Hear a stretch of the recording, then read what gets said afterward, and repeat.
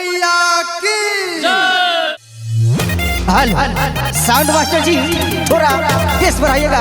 एक आवाज से सूचना है कि हमारे पूजा समिति से आ रहा है जनरेटर में थोड़ा सा तेज डाल दीजिए और हमारे ट्रक ड्राइवर साहब हमारे आवाज को सुने तो कृपया अपना गाड़ी के पास चले जाए। सूचना समाप्त हुई।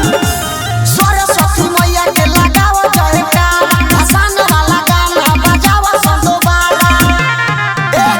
सरस्वती मैया के लगाओ जयकार, भसान वाला गाना लगाओ संदोबारा। माथवा में बांधल सोलाल पट्टी रे, ना तो आज घाटा ना जरूर घटी रे।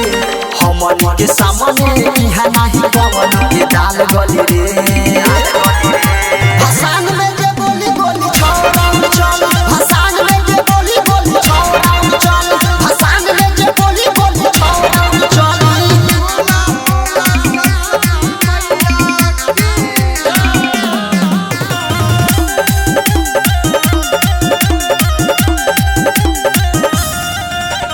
काने खोल के सुनो आज साउंड ऑपरेटर, एको मिनट बंद नहीं होई जनरेटर।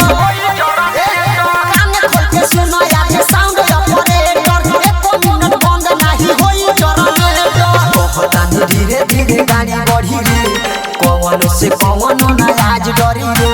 लेके अभी रे आज गारा दाउड़ा बन बाहुबली रे। भसान में जे बोली बोली छोड़ाऊ चल, भसान में जे बोली बोली छोड़ाऊ चल, भसान में जे बोली बोली छोड़ाऊ चल। हल साउंड मास्टर जी थोड़ा तेज बढ़ाइएगा।